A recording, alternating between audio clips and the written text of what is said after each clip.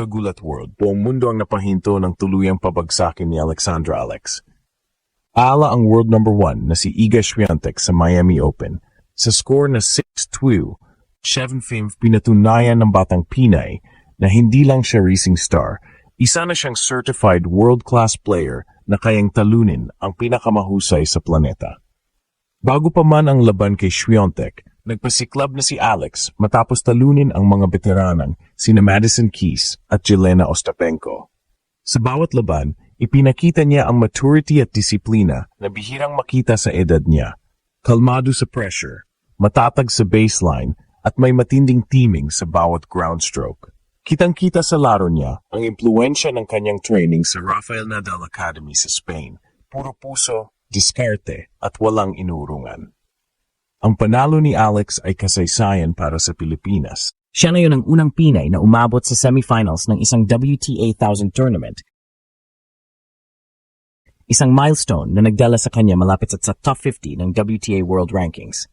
Dahil dito, makakapasok na siya diretso sa mga Grand Slam main draws tulad ng Australian Open at French Open. Wala nang qualifying rounds, puro laban ng elite. Agad siyang pinag-usapan sa buong mundo. Tinawag ng mga analyst at tennis legends si Iala na the Asian breakthrough star at pinuri ang kanyang composure at tactical brilliance. Ayon pa sa isang European commentator, she plays like a veteran trapped in a 20-year-old body. Sa post-match interview, hindi may tago ni Alex ang emosyon.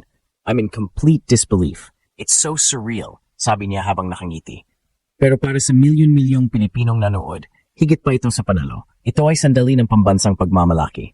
Ipinakita ni Alex na kaya ng isang Pinay na makipagsabayan sa pinakamalalakas sa mundo. Habang patuloy na umaakyat ang kanyang ranking, patintindi rin ang paniniwala ng buong bansa. Alexandra Ala is the future of Philippine tennis.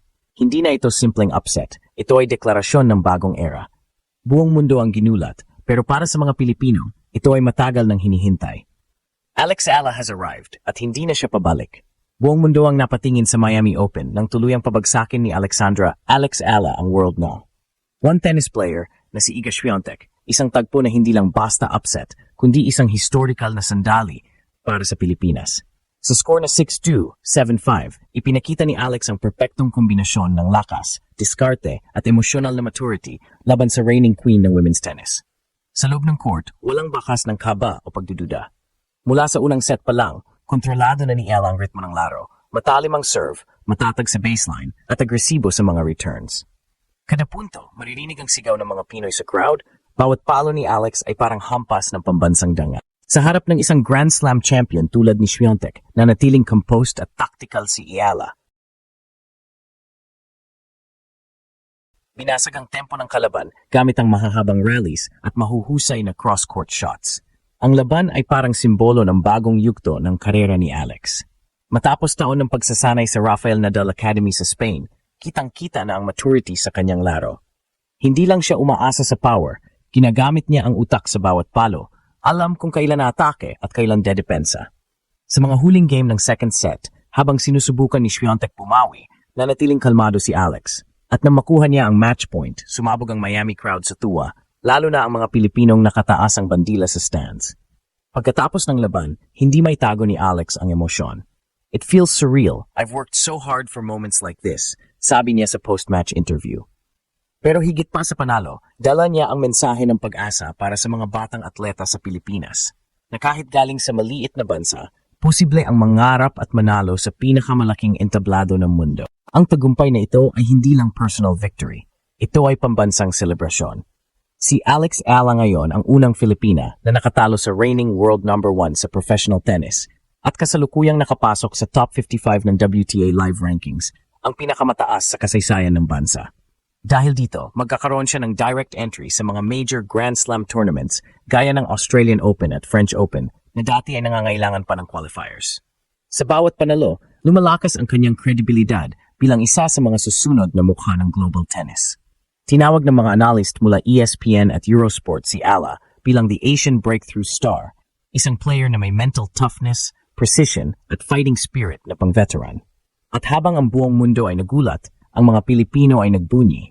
Hindi lang ito panalo sa court, ito ay panalo ng buong bayan. Alexandra Ala has arrived, and the world will never forget her name. Matapos ang makasaysayang panalo ni Alexandra "Alex" Ella laban kay Iga Swiatek sa Miami Open, muling nagbago ang tono ng buong tennis world.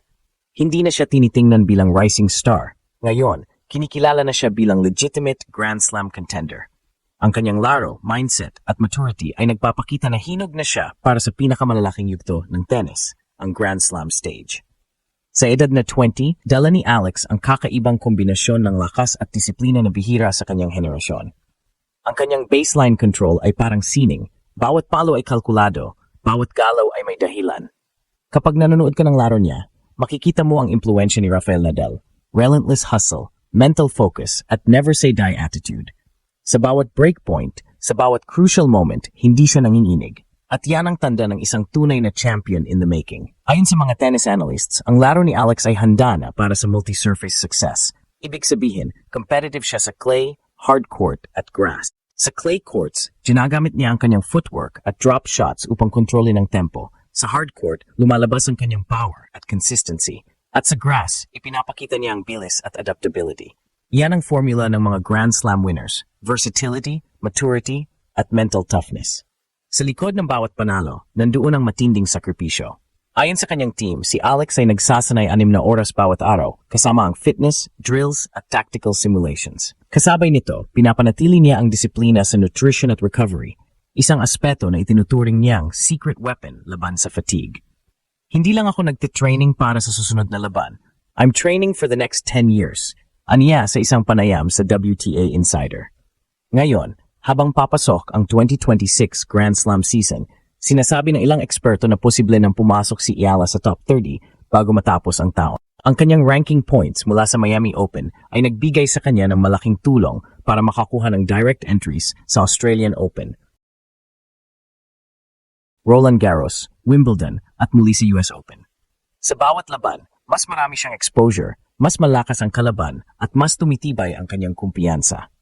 Ngunit higit pa sa stats at rankings, ang tunay na lakas ni Alex ay nasa kanyang puso. Sa bawat laban, dala niya ang bandila ng Pilipinas, at siyon ang nagbibigay sa kanya ng kakaibang apoy. Every time I step on court, I know who I'm representing, sabi niya. It's not just for me, it's for my country. At yun ang dahilan kung bakit kahit ang mga foreign commentators ay napapahanga. Sa social media, trending na ang Hala effect, simbolo ng inspirasyon na dala niya sa mga kabataan sa Asia. Sa ngayon, isa lang ang tanong ng mundo: when, not if, will Alex Hala win her first Grand Slam? At kung pagbabasehan ang kanyang galaw, tapang at determinasyon, mukhang malapit na. Alexandra Ella isn't just chasing history anymore. She's creating it.